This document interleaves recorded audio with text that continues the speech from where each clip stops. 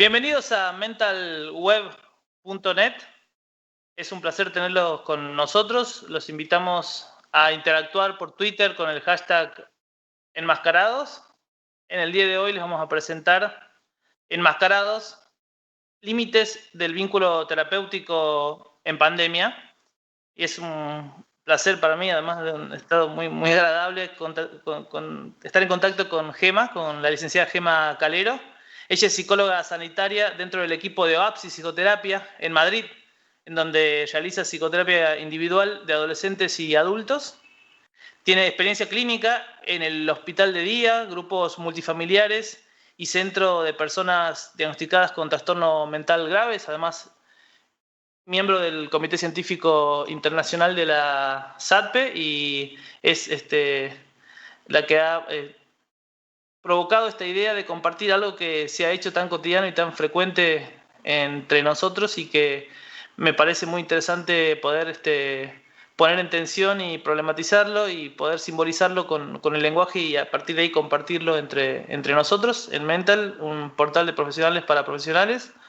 Recuerden que para ver esta transmisión en vivo tienen que estar suscriptos a mentalweb.net y sin más, les presento a la licenciada Gema Calero desde Madrid, España. Bueno, buenos días, aquí buenas tardes, porque imagino que tenemos público de varios lugares, ¿no? Entonces, bueno, primero dar las gracias por la invitación a Guillermo y a Mental. Para mí es siempre un placer colaborar con vosotros. Y nada, esta propuesta se me ocurrió porque a fin de cuentas es una realidad que ahora mismo nos toca vivir y que se hace cada vez más cotidiana. Entonces, bueno, a fin de cuentas, desde el año pasado llevamos viviendo una situación de pandemia, ¿no? Aquí en España se proclamó el estado de alarma el 14 de marzo de 2020 y desde ahí pues nos tocó reconfigurar muchas cosas, ¿no? En cuanto a formas personales de relacionarnos y a profesionalmente hablando, que es lo que nos ocupa hoy, ¿no? Aquí únicamente se podía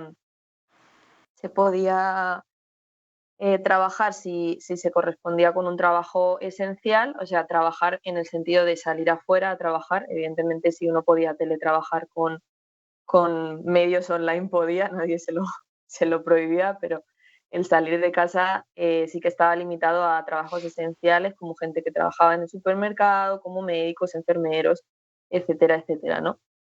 Desde ahí, a mí en mi caso me supuso reconfigurar mi praxis en la consulta. Como dijo Guillermo, yo soy psicóloga sanitaria, especialista en psicoterapia psicoanalítica y, claro, nos suponía aquí en España, sí que es verdad que el acceso a Internet y a diversos dispositivos ¿no? tecnológicos es medianamente sencillo, pero también me planteaba cómo sería en otros lugares del mundo donde el acceso a esta serie de medios es mucho, mucho más complejo. Ya no solo en cuanto a recibir terapia psicológica, ¿no? Sino a recibir una educación. O sea, yo me planteo los millones y millones de niños que en pandemia pues no han tenido acceso a la educación porque no han tenido acceso a un dispositivo electrónico o a, ¿no? una red wifi o lo que fuera. O sea, sí que es verdad que hemos reorganizado muchas cosas, pero siguen quedando flecos de las diferencias sociales que son palpables y que se han evidenciado más en esta pandemia. Entonces, bueno, en cuanto a lo que aquí nos ocupa, fue yo durante todo el año 2020 estuve trabajando en dos dispositivos. Estuve trabajando, como bien ha dicho el doctor Gemar, en un centro de día para personas diagnosticadas de trastorno mental grave, ¿vale? Por un lado, y luego, por otro lado, estuve atendiendo a mis pacientes los cuales atiendo en consultorio privado. Y la diferencia era significativa entre un dispositivo y otro que más adelante abordaremos. En cuanto a la praxis en consultorio, claro, yo me planteaba el hecho de cómo iba a ser a través de una videollamada, una interacción terapéutica, porque a fin de cuentas no eran pacientes nuevos, sino que el vínculo ya estaba construido, ¿no?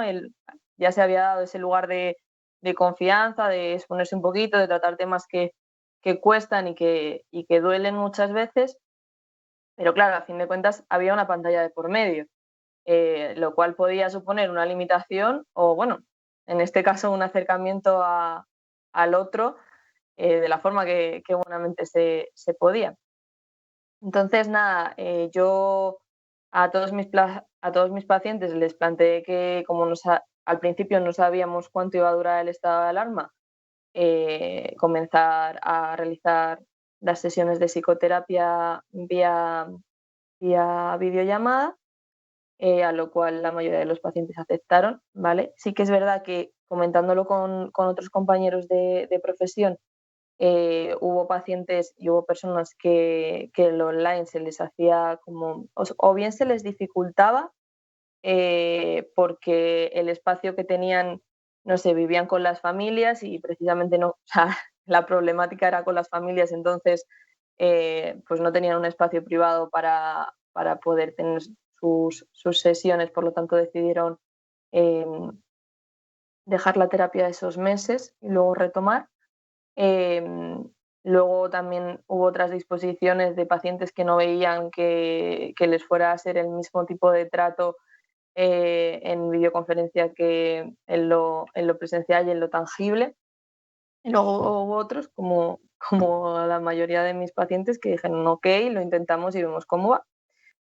Y aquí sí que me gustaría resaltar una definición que de la teoría del vínculo, ¿no?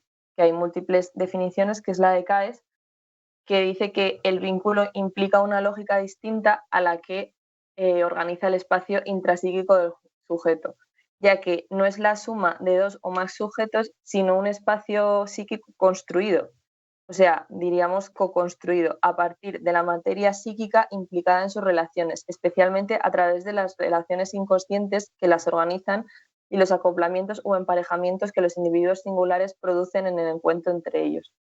Es decir, que el vínculo posiblemente iba más allá que, ¿no?, la interferencia de una pantalla. Y, y en general así fue. O sea, sí que es verdad que a mí se me dificultaba al principio, ¿no?, ponerme delante de una pantalla y hablar con las personas a las que atiendo a través de una pantalla, porque sí que se hacía algo extraño. Sí que es verdad que yo atiendo pacientes en otros lugares del mundo y obviamente lo hago a través de una pantalla, no, no me desplazo ni ellos se desplazan para tener esa sesión en ese momento. Pero claro, con los que normalmente atendía presencialmente, pues claro, se hacía un poco extraño al principio. Em, pero sí que es verdad que se construía un poco ese encuentro, ¿no? Que yo me fijé al principio que daba ciertas posibilidades esto de ver a los pacientes por una pantalla. Si bien había dificultades, ¿no? En cuanto a, bueno, se cae el internet, se va la luz, eh, entra alguien y dice que hay que comer, que qué es eso de la terapia de repente, ¿no? En la habitación o en el sitio donde estuviera el paciente, sí que daba otra serie de posibilidades, ¿no? Yo sí, es lo que estaba diciendo, yo sí que al principio hacía una cosa que era, oye, ¿en qué lugar de la casa estás? ¿No?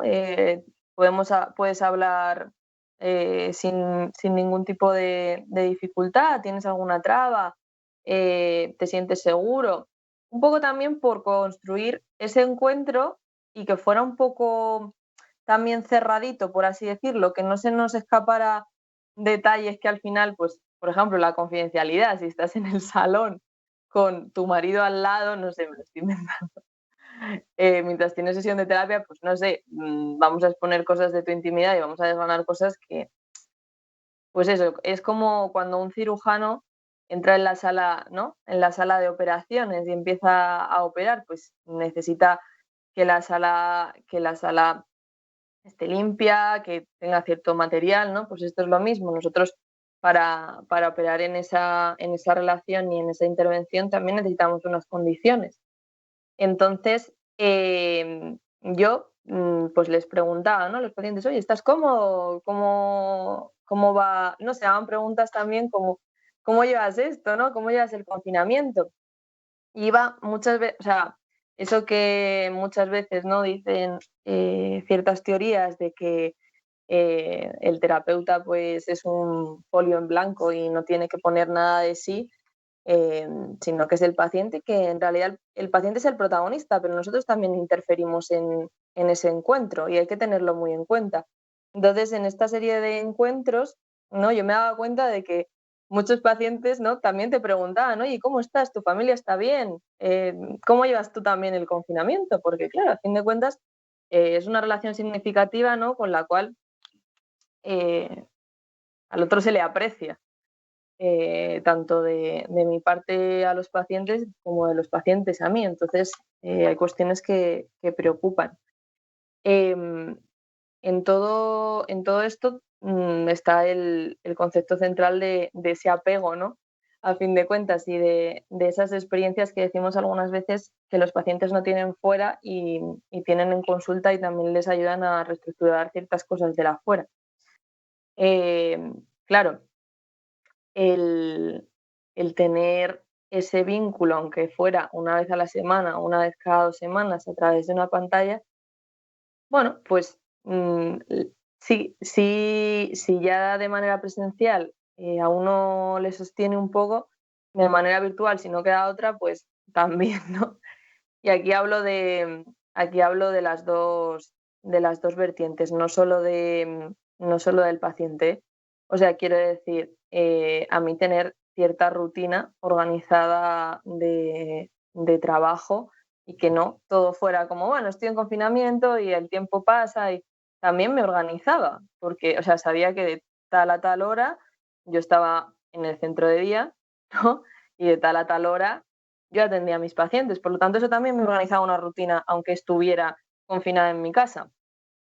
Eh, Estoy diciendo confinamiento, no sé cómo se dice en Argentina, creo que era aislamiento obligatorio o algo así, no me acuerdo cómo era el nombre, ¿sí? Vale, bueno, confinamiento es sinónimo de eso, por si acaso alguien dice que narices es confinamiento. Em, Aquí me di cuenta en cuanto a los distintos dispositivos, ¿no? En esta construcción o, ¿no? Prolongación del vínculo, que había matices. O sea, los pacientes que yo normalmente atiendo en consulta no están diagnosticados de psicosis, sino que tienen problemas más del índole neurótico, vamos a decir, ¿vale? Entonces, claro, yo me planteaba aquí, en el centro de día, cuán diferente sería, porque a fin de cuentas, ¿no? Había compañeros que me decían, claro, ¿no? Porque el psicótico no necesita lazo social, ni, ¿no? Es fan de la soledad, tampoco le va a importar mucho que no ir al centro de día, ni, lo va a vivir tranquilo. Claro. Y luego, por otra parte, yo me planteaba, muchos de los usuarios del centro de día no tienen posibilidades, ¿no? De una videollamada o cosas así, sino que tiene que ser telefónico. Y claro, si no me ve, esto sería como el planteamiento de a un psicótico no le tumbes en un diván porque brota, ¿no? De forma mayúscula porque no hay objeto y se desubica muchísimo. Claro, yo decía, esto será similar a que yo llame por teléfono, porque claro, aquí sí empiezan, ¿no? A desestructurarse todo el mundo porque no hay una presencia, ¿no? de una imagen de una persona, pues tampoco la queremos liar.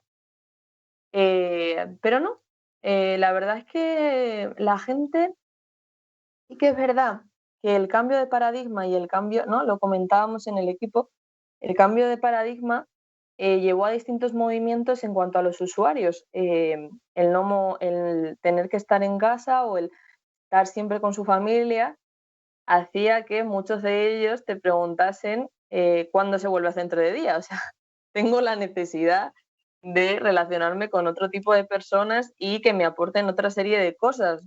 Eh, Había otra gente que estaba estupenda en su casa y que, o sea, quiero decir, esto no era lo único que pasaba. Luego había otra gente que estaba maravillosamente en casa y que, vamos, lo vivía perfecto y sin ningún tipo de problema porque ya está, porque también le hacían todo y vivía como, como Dios, vaya.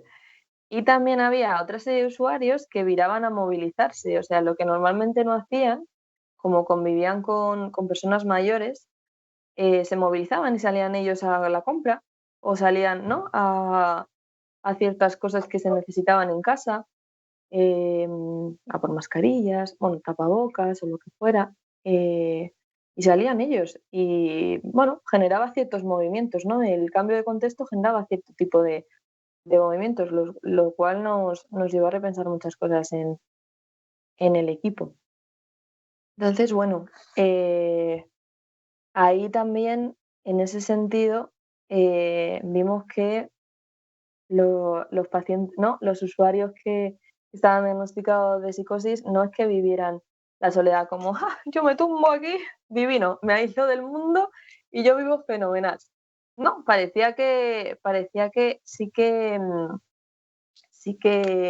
necesitaban o deseaban tener esa, esas relaciones distintas a su microsistema familiar.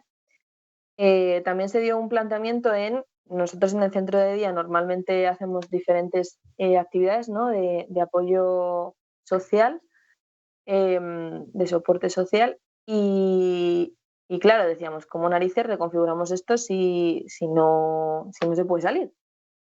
Entonces creamos diversos grupos de WhatsApp, hacíamos algún, ¿no? Con los usuarios que podían, hacíamos diversos grupos con actividades por videollamada, etcétera, etcétera, ¿no? Y parecía que a los usuarios, oye, pues no les parecía tan mal y también vernos las caras, pues también les gustaba. En esto que digo de las no limitaciones que daba la virtualidad y la videollamada, ¿no? Había un punto en el que, evidentemente, tanto usuarios como pacientes veían parte de tu casa, ¿no? Y tú también veías las de ellos y también había un punto en el que las realidades se acercaban un poquito, o sea, quiero decir, ¿no? Cosas como, bueno, pues el adolescente que te va diciendo, ¿no? Que se va abriendo poquito a poco y te va contando su mundo interno y cómo son sus relaciones y demás, te encuentras de repente que tiene la habitación súper decorada, ¿no? Con un montón de fotos y además te la enseña, ¿no? Mira, y es otro acercamiento distinto a la realidad, ¿no? A la persona que, no sé, que está profundamente deprimida, también ves, ¿no? El espacio donde se ubica, que es bastante, ¿no? No sé cómo decirlo, diáfano, bastante, no sé, sin mucha decoración, bastante blanco. Bueno, esa serie de historias, ¿no? Ciertos matices que también te daban esa virtualidad. Bueno, después de comentar un poquito esto, quería pasar al punto bueno, del título central que se titulaba Enmascarados, ¿no? Porque ahora enmascarados es por la mascarilla que en otros países se llama barbijo, se llama tapabocas, no sé más sinónimos, pero era por eso, ¿no?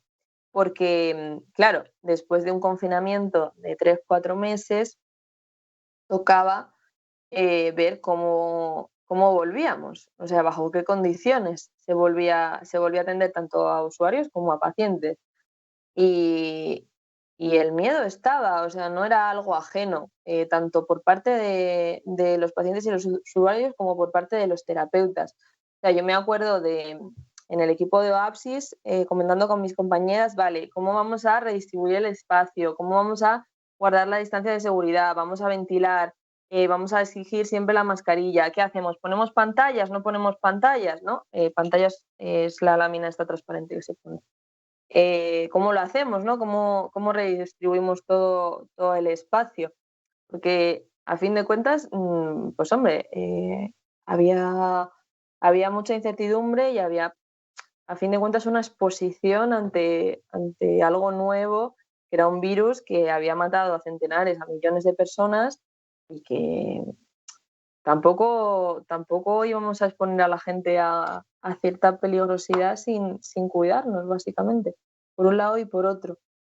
Entonces, bueno, con esas historias había mucha gente que planteaba que cómo iba a afectar esto al vínculo terapéutico, porque a fin de cuentas, ¿no? A los usuarios les decías que a 2 metros y decían, bueno, fenomenal, el otro no me invade, ¿no? Ahí, bien, yo me siento a gusto. Pero claro, el paciente que se sentaba en la otra punta de la habitación, ¿no? En la otra punta del despacho, yo al principio lo notaba, porque yo también lo hacía, ¿no? Veías al paciente que se ponía al borde de la silla, bueno, algunos pacientes, no todos, evidentemente, como, Dios mío, qué raro se me está haciendo esto y qué lejos te siento, a pesar de estar en la misma habitación. Entonces, bueno, sí que en principio generaba ese tipo de límites, ¿no? Y con lo que yo más me he encontrado limitada, si bien la videollamada es una pantalla a fin de cuentas y no es el mismo contacto que uno puede tener en la presencialidad, es que cuando el paciente llega así. Entonces, si el paciente llega así, hay media mitad de la cara que yo no le veo. Por lo tanto, los gestos de aquí para abajo yo no los observo. Entonces, era, era fastidiado al principio porque yo me estaba remontando a muchas veces cómo se crea ese apego entre mamá, papá y el bebé, ¿no? Y aparte de las expresiones que tienen los padres con los niños, ¿no? Es mucho los gestos que hacen con la cara. Entonces, me acordaba del experimento que no sé si algunos recordarán de Still Face, ¿no? Que hay, que se ve como la mamá cuando el niño hace gracietas, ¿no? Y se ríe y tal, la mamá dice, ¡ay, ay, ay, ay, qué mono eres! Y el niño entonces sigue riéndose, ¿no? Tienen ahí una interacción de complicidad de, ¡ay! Mira lo que hace, ¿no? Y el niño, mira, ¿sabes? ¿No? Y le enseña los juguetes y se muestra muy feliz. Pero claro, después de esa escena, ¿no? Le dicen a la madre que tiene que poner, pues, still face, ¿no? Una cara seria, sin ningún tipo de, pues como cuando uno juega al póker, que es mejor no mostrar ninguna señal porque a ver si te van a adivinar las cartas. Pues ese tipo de cara, ¿no? Entonces se ve que la mamá pone esa cara y el niño se frustra muchísimo porque el niño, ¿no? Intenta que la mamá tenga una reacción. Entonces empieza, ¿no? Ja, ja, ja, le enseña los juguetes, y la madre sigue así. Entonces el niño se sigue frustrando, ¿no? Y se enfada hasta que ya la mamá, evidentemente, no lo puede soportar más porque es un niño, ¿no? Y le coge y le hace cualquier chuminada. Pero yo me remontaba un poco a esto porque a fin de cuentas se pierde mucho, ¿no? De toda esta interacción eh, por mi parte y por la del paciente, porque quiero decir, yo normalmente soy bastante expresiva con las manos, como seguramente estén viendo, y con los ojos. Pero claro, si me falta la mitad de la cara, por así decirlo, ¿no? No se me ve la mitad de la cara, se pierde mucha interacción. O sea, yo puedo hacer así, ¿no? Puedo hacer así, como preguntando, pero se pierden gestos. Entonces, igualmente me pasa actualmente, porque claro, yo tiendo presencialmente a los pacientes ahora mismo, menos a los que siguen prefiriendo la versión virtual por cuidarse, que también lo entiendo y lo respeto. Hay cosas que uno pierde y hay pacientes que te dicen, tengo muchos tics. Y dices, ay, ¿por dónde tienes los tics? Y te dice, por esta zona. Y dices, pues estamos fastidiados porque, claro, yo no sé si los tics son constantes, si son a raíz de hablar de un tema, ¿no? Si son cuando yo puedo hacer un señalamiento o algún tipo de pregunta. No, pierdo. O sea, sí que es verdad que me acercan otra forma que no es la pantalla, ¿no? Del móvil, de la tablet o del ordenador, pero sí que me pierdo un contenido de la interacción no verbal que para mí como terapeuta también es esencial. Y aquí sí que se han dado diferentes formas, ¿vale? Sé de colegas que, bueno, como se guardan las distancias de seguridad, se tiene una ventilación y demás, se quitan las mascarillas y atiende sin mascarillas. A cada cual, o sea, quiero decir, a cada cual que se exponga como buenamente considere. O sea, yo no considero que mi praxis sea muy responsable si yo estoy sin mascarilla y el paciente también. Eh, pero bueno, cada uno prima unas cosas y entiendo que la interacción, pues obviamente si se pierden cosas, uno quiera hacerlo de la mejor forma que vea. Pero bueno, yo, yo ahora mismo no me estoy exponiendo a eso, cada cual tiene su mascarilla, su tapaboca y allí que lo hacemos. Y entonces, pues bueno, uno encuentra formas diferentes de acercarse al paciente. O sea, si bien eh, yo muchas veces utilizo técnicas psicodramáticas, ¿no? En consulta, ¿no? Y ponemos cojines y ponemos figuras y demás, y desde ahí, pues también uno se siente más cerquita. También cuando los pacientes entran, ¿no? No les puedes dar 2 besos o no, o no te puedes acercar o no. Bueno, pues uno hace el típico gesto del codo o este tipo de cosas que, bueno, pues te acercan un poco al otro en la medida que se puede y también se respeta el espacio interpersonal, porque a fin de cuentas es triste, pero está pasando y es que nos da miedo acercarnos al otro. O sea, nos da cierto decir, ostras, a ver si cada vez, quiero decir, ahora mismo estamos en mayo, ¿vale? Que ha pasado más de un año desde el confinamiento y todo el inicio de la pandemia. Y todo, bueno, por lo menos aquí en España, todo parece que la gente se va relajando un poco en esto, pero bueno, o sea, que no se me acerque más de lo justo el otro porque me da cierto nerviosismo, me da cierto, ¿no? No es un nerviosismo a nivel de crisis de pánico, ¿no? Pero bueno, sí que se tienen ciertas reservas. Entonces, la forma un poco en terapia y en una intervención que precisamente es lo más humana posible, ¿no? Pues hay que encontrar formas distintas de acercamiento y que en ese vínculo el otro se sienta apoyado, el otro se sienta que estás cerca, aunque estés a 2 metros y pico de distancia, y que no le puedas dar un abrazo, ¿no? Si el paciente te lo requiere o no le puedas, ¿no? No te puedes acercar más de cierta distancia cuando ves que el paciente pues igual sí que lo necesita, ¿no? Igual en otro momento pues lo hubieras cogido de la mano o lo hubieras arropado un poquillo, pero hay momentos en los que pues ahora no se puede. Entonces, bueno, pues hay que marcar formas distintas de interactuar y que el vínculo siga sosteniendo, porque a fin de cuentas nuestro trabajo, si no es desde la cercanía, si no es desde el amor terapéutico, pues no sé si tiene mucho sentido. Vamos, para mí al menos no lo tiene. O sea, yo normalmente cuando doy alguna clase o no, a las alumnas de prácticas de este año, se lo decía, ¿no? Si no hay un mínimo de amor terapéutico por tus pacientes, eh, algo está pasando. O sea, sí, evidentemente hay personas pues que conectas mejor que, ¿no? Con otras y habrá dificultades, pero si al final del día nada te despierta, ¿no?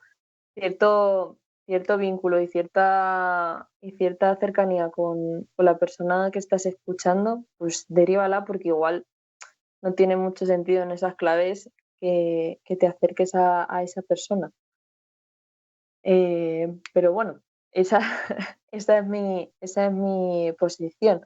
puede haber muchas otras válidas. Para mí, si uno está rígido y no soporta al que tiene enfrente, pues no sé si para echarle un cable en su problemática, en sus dificultades y en aquello que necesita que se le arrope un poco, si no, si no hay esa cercanía y ese, ¿no? No, aquello no va a remontar. Entonces, bueno, para repensar esto. Luego, por último, antes de terminar, porque sí que le dije al doctor Gemar que iba a dejar un tiempo para preguntas, un poco para, también para que contemos, ¿no? Porque a fin de cuentas, si yo estoy aquí soltando un rollo tremendo, pues no sé si, si esto es muy enriquecedor para ambas partes. Entonces, sí que me gustaría que luego, pues, si hay alguna pregunta o algún comentario, incluso de experiencias que se han tenido, pues estaría fenomenal. Entonces, nada, por último, en el último punto, lo que quería comentar también es el valor que a mí me ha supuesto el tener dos equipos detrás, perdón. Eh,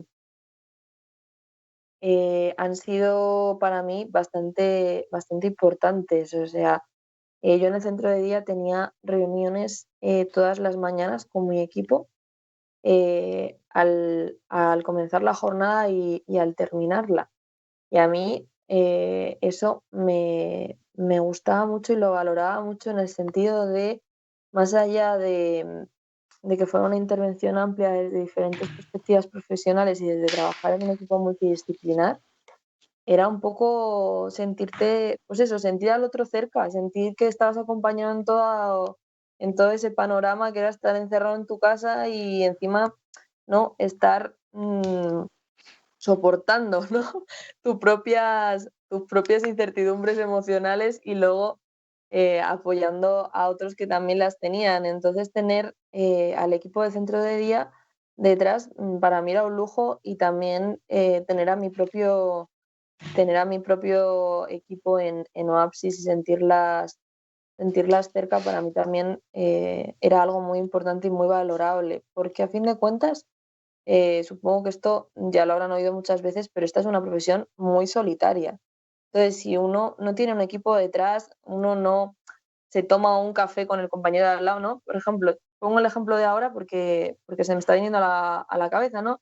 Yo salí el otro día de mi despacho, yo trabajo en un piso donde hay varios despachos, ¿no? Entonces, cada terapeuta tiene el suyo.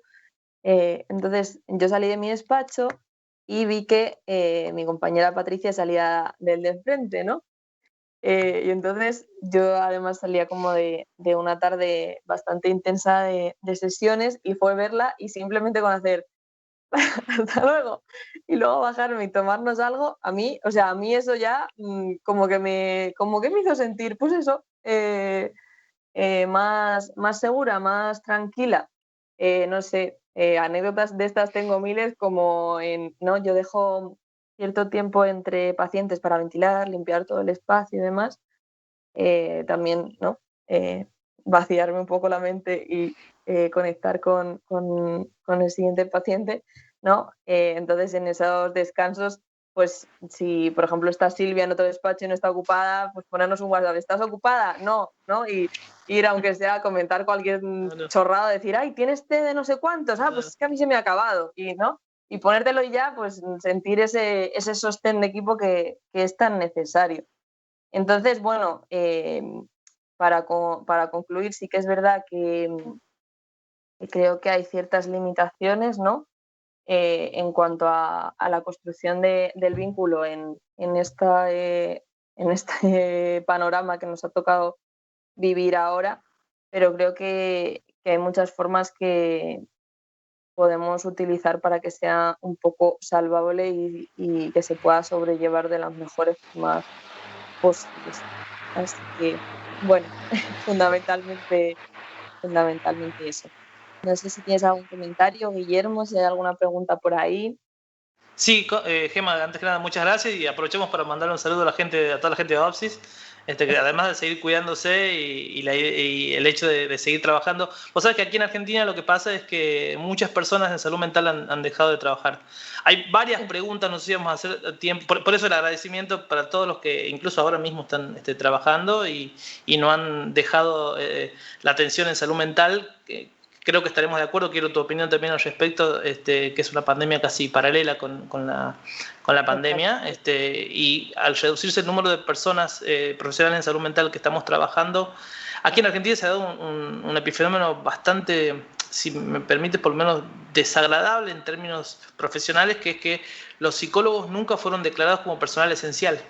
Algo que hemos criticado fuertemente y que no hemos todavía tenido respuestas al respecto. De hecho, todavía estamos pasando casi una fase 1 en Argentina en la actualidad, que se va a terminar el lunes, y estamos ya a más de un año de la pandemia y los psicólogos, con una pandemia paralela en salud mental, no son declarados como personal esencial, lo cual es bastante, terrible. Por lo menos, claro, tal cual. Pero no quiero irme de tema porque hay un par de preguntas. Aquí se me han ido un poco los nombres de las personas que han preguntado, pero había alguien que me preguntaba por Twitter, estamos interactuando por el hashtag enmascarados, si a vos o a tu equipo alguien los ha preparado para la pandemia o es como vos has relatado durante tu ponencia, que es que han tenido que ir aprendiendo sobre el camino y según los protocolos que se iban dando tanto en Madrid como lo que se iba viendo en el mundo, ¿no? Porque aquí hay como una cuestión de ni nuestros maestros, ni hay bibliografía ni literatura al respecto de que te enseñe cómo actuar en salud mental en pandemia. No, o sea, la única formación que tengo y que pude aplicar un poco fue la formación que tengo en intervención en crisis y emergencias. Y aparte luego, según pasaron varios meses, no sé si se me dejó de ver, ¿se me ve bien? No, se te ve bien, se te ve bien. Vale. Aparte, según fueron pasando los meses, el Colegio Oficial de Psicólogos, sí que de aquí de Madrid, elaboró ciertas guías, ¿no? Sobre todo, ya no en cuanto a pues las ansiedades o ciertas dificultades que podían surgir en las personas, sino también cómo acompañar duelo por COVID, ¿no? Porque se han dado estas situaciones en las que las personas no podían ir a despedirse de su familiar, no podían estar en el hospital, o sea, situaciones muy heavy que se siguen dando hoy en día, o sea, la gente sigue, precisamente lo hablaba el otro día con una paciente, la gente sigue muriendo y dando a luz solos en el hospital, lo cual es jodido, o sea, y es muy doloroso. Entonces, la formación que tuvimos fue fundamentalmente esa y luego charlar con el equipo, bueno, con ambos equipos extensamente y darnos esos espacios de cuidado entre nosotras y de ver cómo hacíamos básicamente. También pues tener nuestras propias supervisiones, ver si alguien no, si se configuraban esta serie de charlas que se daban, de gente contando también sus experiencias y ver si podías extrapolar algo a tu praxis cotidiana, pero más allá de lo que os estoy contando tampoco teníamos, pues eso. Y es que a fin de cuentas nos pilló a todos con, pues eso, teniendo que reorganizar y reconfigurar muchas cosas. Bien, aquí tengo otra pregunta. Walter pregunta si con el transcurso del tiempo y trabajando, has empezado a encontrarle algunas bondades a la terapia online, a la terapia así por vía remota. Si te pasó como a muchos que al principio les parecía hasta chocante tener que ver a un paciente por una pantalla y después se fueron adaptando. Si vos les has encontrado alguna bondad, además de adaptarte, si les has encontrado algo positivo versus tener a un paciente de manera presencial. Sí, bueno, es lo que decía, ¿no? Que también se abren nuevas realidades y ves también un poquito más, ¿no? A fin de cuentas entras un poquito en la casa del paciente, ¿no? Que también es un cachito de su mundo interno, a fin de cuentas. Ese tipo de bondades. Y luego sí que es verdad que hay un tema que me gusta cuando, no sé cómo va a sonar, pero hay pacientes, ¿no? Que ha habido veces que si se encuentran con síntomas o han estado en contacto con un positivo, evidentemente avisan y no vienen a consulta. Entonces la sesión se da por vía online. Y me gusta porque a fin de cuentas, ¿no? Les veo la cara entera. Esa es la bondad del online también que puedo encontrar. Sí, hay otra dificultad que es, ¿no? La virtualidad y la pantalla, pero les veo la cara entera. Por lo tanto, la interacción es otra. Bien. Podría resaltar eso. Bueno, y también, pues que no sé muy bien si se está dando también en Argentina, pero el ámbito de intervención con todo el tema del online se expande geográficamente, ¿no? Yo tengo pacientes en Europa, no solo en España, y dentro de España también tengo pacientes de otras comunidades. Entonces, podría resaltar eso, como también la expansión geográfica de las demandas en salud mental. Mm, Bien, y esto corre por mi cuenta. Ahora seguimos con las Sí, preguntas. A mí me ha impactado mucho una de las charlas por WhatsApp que hemos tenido durante la pandemia y vos me habías nombrado al principio que estabas viendo cómo hacer todavía, me acuerdo, allá por principios de la pandemia y una vez me dijiste por WhatsApp, aquí las personas se están muriendo, los geriátricos se están apilando cuerpos literalmente que no se pueden ir a buscar de claro, estos sí. lugares en donde convivían prácticamente con gente que obviamente estaba viva. Mm. ¿Vos has visto ahora, ya con el mediano, eso me impactó mucho, con el mediano plazo, algún paciente o algunas personas has escuchado que empiecen con traumas a partir de esta vivencia que es totalmente novedosa? Ahora parece casi trágicamente cotidiana, pero digamos, el trauma se empieza a reflejar, digamos, conforme va pasando el tiempo. Sí, o sea, esto fue porque básicamente los servicios sanitarios no daban a más, o sea, no pasaban 1580 días, pero sí que había gente que estaba en las residencias, que se moría en las residencias, ¿no? En los geriátricos, y no podían ir a recoger el cuerpo hasta 3, 4, 5 días después, que no es mucho, pero Mm, claro, o sea, la persona está allí fallecida y no se puede hacer mucho más. Yo creo que en cuestión de evento traumático, creo que ya tenemos a nuestros sanitarios que no dan abasto y sin embargo seguimos sin cuidarles y sin tener en cuenta la calidad de sanidad pública que tenemos en este país. Eh, o sea, creo que los MIR hicieron una huelga en verano, los MIR son los residentes y creo que se les pusieron pegas en más de un hospital, en fin, o sea, mm, una claro. locura. Ah, Claro, porque precisamente estaban claro, diciendo, se ha demostrado que somos realmente necesarios, o sea, ya lo sabíamos, pero se ha demostrado que se ha tenido que poner claro, refuerzos a sanidad, claro, ¿no? claro. Entonces los residentes también salieron con estos y creo que hubo bastante conflicto con ese tema. Y, y luego, por otra parte, creo que ya solo el hecho de cómo nos impacta esto a nivel de relaciones interpersonales, o sea, no sé si se podría considerar como trauma tal cual, pero sí que nos atraviesa, o sea, es lo que decía antes, o sea, cómo nos vamos a acercar al otro, ya solo yo pienso también en los adolescentes, ¿no? En cuál es el desarrollo evolutivo que van a tener y en los críos, ¿no? Porque, bueno, los adolescentes, a fin de cuentas, pueden tener, ¿no? Un entendimiento cognitivo más amplio de toda la situación, por así decirlo, pero están en una época de voy a intentar quebrantar un poco el límite, voy a ver, ¿no?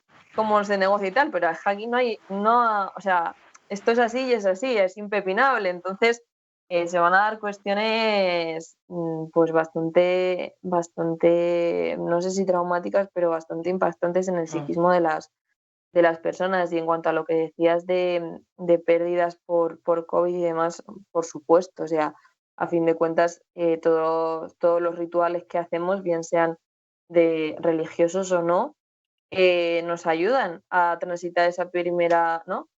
Esa primera etapa de duelo y si eso no existe o existe en unas condiciones, ¿no? Muy, muy restringidas, pues eso nos deja ciertas huellitas y ciertos atravesamientos.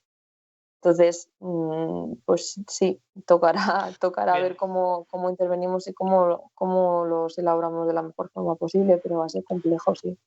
Bien, aquí Julieta me pregunta si, así como vos dijiste que hay pues, se puede entrar a la casa, lo cual para mí es muy provechoso, algo que siempre uno alienta en los colegas, sobre todo recién iniciados, ¿no? Que no nos quedemos en la realidad del consultorio, sino que si podemos hacer un tiempo de domicilio de alguna forma. Bueno, la pandemia ha hecho que lo hagamos. Y Julieta puntualmente pregunta si también te ha pasado algo a vos cuando han entrado a tu casa también, porque has tenido que trabajar desde tu casa y eso que te provoca como profesional, ¿no? El tener que adaptar algo que parece que lo hiciéramos automáticamente, pero que no es tanto.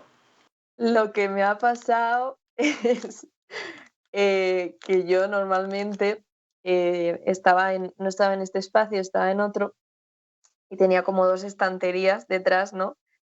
Pues con cosas mías puestas. Entonces lo tuve que cambiar, ¿no? Y poner una plantita y cosas así.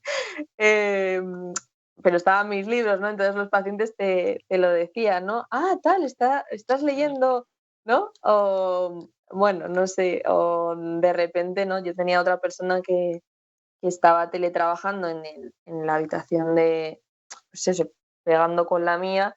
Entonces algunas veces tenía que dar a la pared en plan de baja el Claro, sonido, que estoy en claro, sesión, ¿no? claro. Entonces el Bueno, paciente claro, me esas decía, ¿qué cosas son haces? más Y yo, no, es que si no, no podemos trabajar. Y me decía, ah, vale, vale.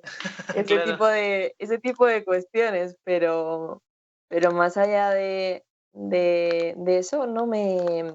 Bueno, sí, es verdad que uno se expone más, ¿no? Porque normalmente ahí la relación va de un lado, el otro te muestra mucho de su vulnerabilidad, de sus intimidades y demás, y por el propio encuadre uno no le cuenta toda su vida al paciente, porque no tiene, ¿no?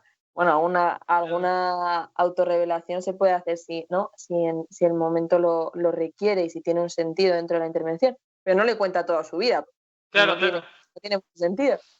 Pero sí, bueno, es verdad que yo me expuse de otra manera también, pero claro, no me resultó, no me resultó desagradable. O sea, por ejemplo, los grupos del centro de día, había un grupo que era de relajación y yo tenía como un patio, entonces me bajaba al patio, ¿no? Los pacientes me decían, claro, ¡ay, qué suerte ahí con el solecito!, ¿no? claro, claro. Cuando pegaba un Bueno, poco y yo, pues sí, ¿no? Pero, cuando me pero bueno. dijiste enmascarado y empezamos digamos, a ordenar tu idea para esta transmisión, yo pensaba que un poquito nosotros también en ese sentido nos sacamos la máscara nosotros, ¿no? Cuando ven un poco de También. nuestra casa, un poco de la máscara que nosotros tenemos a la hora de la postura profesional, nos Sí. guste o no nos guste. Ujú. Sí, sí, sí, totalmente. O sea, también se ve un poco más el lado personal, ¿no? Que si bien, pues eso, uno puede contar algún tipo de anécdota en un momento dado, no es lo mismo que conectarte y que veas pues ciertas cosas del terapeuta. Claro, claro.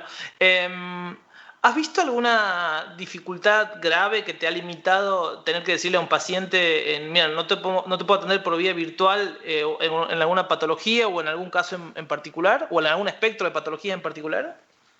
Hombre, o sea, si la distancia geográfica es amplia, por ejemplo, y yo no me puedo coordinar con ningún profesional de allí o con un médico o tal, y es una patología grave tipo que en algún momento puede que precise de ingreso como unas autolesiones o como, ¿no? Ujú. Un trastorno límite de la personalidad en un punto muy grave, pues obviamente uno tiene que ser responsable y decir, no. Este no es el dispositivo, tienes que o bien por vía virtual en tu propia ciudad, ¿vale? Para que el profesional esté, ¿no? Ujú. Y porque a fin de cuentas, quiero decir, yo puedo atender pacientes de otros países, ¿no? Pero también me tengo que saber los códigos de esos países y también tengo que saber, no sé, si no recuerdo mal, en Argentina es el SAME, ¿me equivoco, Sí, Guillermo? el Tengo de que emergencias saber psiquiátricas, el de emergencias en directamente general. dónde hay que llamar, ¿no? Claro, Por claro, ejemplo, si ocurre una urgencia o ese tipo de historias. Entonces, yo creo que desde ahí patologías más graves, pues eso, que atraviesan al cuerpo, que tienen cierto riesgo autolítico o, bueno, no sé, se me estaba ocurriendo un paciente que esté casi a punto de brotar, pues no sé si le viene bien, ¿no? claro. Este tipo de historias. Igual, precisamente la presencialidad que haya una persona allí conteniéndola, aunque solo sea ¿no? Con el mero hecho de estar, pues, hombre, yo creo que ayuda y que la virtualidad no sé si sería tan imprescindible o tan buena praxis, por así decirlo. Claro, claro. ¿Y te ha pasado tener que actuar en una urgencia o que un paciente te llame en una urgencia y vos estar un poco atada de manos? Lo que me ha pasado en medio de la pandemia es que me encontré con un caso que yo ya no atendía y tener que llamar a urgencias y que urgencias fuera al domicilio de una paciente. Pero, pero más allá de eso, no. Ujú, ujú. Bien. Gema, ¿hay algo que nos quieras comentar, que nos quieras decir, que te parezca importante a la hora de recomendarnos cómo un poco seguir esto? Porque esto va para un rato más todavía, por lo menos, y tanto en términos pragmáticos con respecto a la cuestión profesional, como en términos de nuestro propio cuidado al respecto de este nuevo posicionamiento impuesto, por más carácter adaptativo y resiliente que tengamos, nosotros no lo hemos elegido, nos hemos tenido que adaptar.